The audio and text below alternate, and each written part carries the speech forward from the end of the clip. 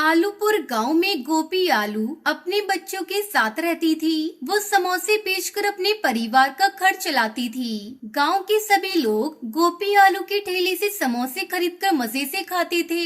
गोपी आलू के समोसे की बिक्री देखकर काली आलू उससे जलने लगा और एक दिन उसने भी अपना समोसे का ठेला गोपी आलू के ठेले के सामने लगा लिया। आओ आओ, कालिया के स्वादिष्ट चटपटे समोसे खाओ। एक बार खाओगे तो बार बार खाओगे। उधर कहाँ समोसे खाने जा रहे हो कद्दू काका? आओ मेरे ठेले पर समोसे खाओ, देखो कितने स्वादिष्ट हैं। इससे पहले तुमने कभी इतने स्वादिष्ट समोसे नहीं खाए होंगे। कालिया किस तरह बुलाने पर कद्दू काका उसके ठेले पर जाते हैं।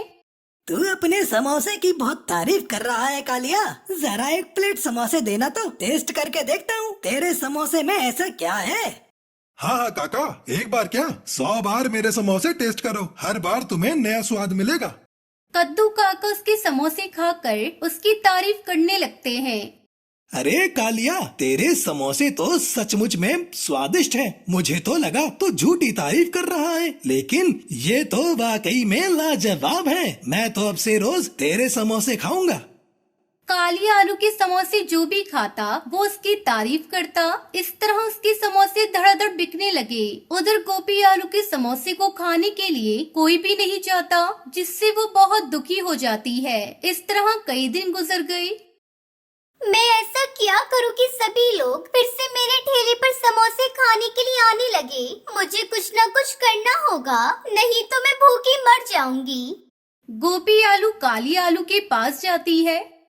कालिया भाई, तुम अपने समोसे में ऐसा क्या मिलाते हो जिससे तुम्हारे समोसे जल्दी ही बिक जाते हैं? मुझे भी वो मसाला बता दो ना, मैं कहीं दूर जाकर अपने समोसे का ठेला लगाऊंगी। अरे तुम पागल हो गई हो क्या? मैं तुम्हें अपना सीक्रेट बताकर अपने धंधे को क्यों खराब करूं? अब जाओ यहाँ से। गोपी आलू बिना कुछ कहे अपने ठेले पर वापस आ जाती है।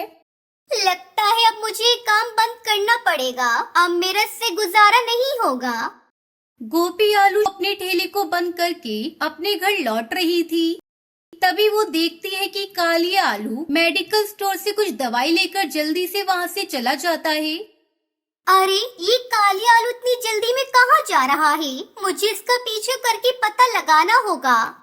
वो देखती है कि काली आलू वो दवाई समोसे के भरते में मिला देता है। अरे बाप रे, ये राज इस काली आलू के समोसे के स्वादिष्ट होने का, ये तो सरासर गलत है। ये कहकर वो सबको काली आलू की सच्चाई बता देती है। फिर वो सब मिलकर काली आलू के पास जाते हैं। क्यों रे कालिया, थोड़े से पैसों की लालच में तू हमारी सेहत के साथ खेल रहा है। हमें नशे का पदार्थ मिलाकर समोसे खिला रहा है। अब हम तुझे पुलिस में दे देंगे। नहीं नहीं काका, आप मेरे साथ ऐसा मत कीजिए। मुझे पुलिस में मत दीजिए। आप लोग जैसा कहेंगे मैं वैसा करूँगा। मैं समोसे बेचना भी छोड़ दूंगा। ये सुनकर सब लोग उसे वहाँ से भगा देते हैं। अगले दिन से गोपी आलू के ठेले पर समोसे खाने के लिए लोगों की भीड़ लगनी शुरू हो जाती है। फिर गोपी आलू अपने बच्चों के साथ खुशी खुशी रहने लगती है। सोनपुर गांव में शालू अपने पति लालू टमाटर के साथ रहती थी। उसकी एक बेटी थी जिसका नाम लाली था। शालू और लालू टमाटर मजदूरी करते थे। उन्हें मजदूरी करके जो भी पैसे मिलते थे उनमें से वो आधे पैसे अपनी बेटी की शादी के लिए जमा करते थे और आधे पैसे से अपना घर चलाते थे। समय गुजरता रहा और लाली बड़ी हो गई। एक दिन शालू अपने पति लालू टमाटर से कहती है, देखिए जी, अपनी लाली अब बड़ी हो गई है। बिरादरी में कोई अच्छा वर्ड ढूंढना शुरू कर दो और अपने सगे संबंधियों में भी ये बात बता दो कि हम अपनी बेटी की शादी करना चाहते हैं। अगर उनकी नजर में कोई योग्य वर हो तो हमें बताएं।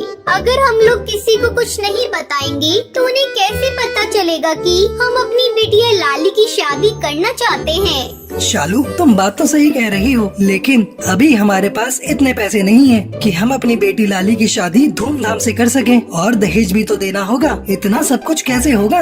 लाली के पापा, इस तरह हम लोग अपनी बेटी को कब तक घर बिठा कर रखेंगे? कुछ तो करना ही होगा। तुम ऐसा करो, साहू साहूकार गजोदर कद्दू से जाकर कुछ पैसे उधार लाओ। धीरे धीरे हम लोग उसको उधार चुका देंगे। ठीक है लाली की माँ, मैं कल ही जाकर गजोदर कद्दू से बात करता हूँ। लालू टमाटर शालू की बातों में अपनी सहमति जताता है और अगले दिन साहूकार गजोदर कद्दू के पास जाता है। साहूकार जी, मेरी बेटी विवाह योग्य हो गई है। मैं अपनी बेटी की शादी करना चाहता हूँ, पर पैसे थोड़े कम पड़ रहे हैं। अगर आप उधार दे देते तो मैं अपनी बेटी की शादी धूमधाम से कर पाता।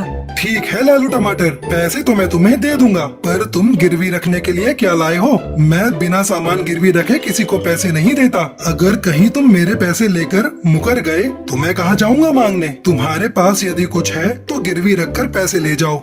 लालू टमाटर निराश मन से अपने घर वापस लौट आता है और सारी बातें शालू को बताता है। अब क्या होगा जी? हम लोगों के पास तो गिरवी रखने के लिए कोई सामान भी नहीं है। क्यों न हम लोग ऐसा करें कि अपना घर साहूकार के पास गिरवी रख दे।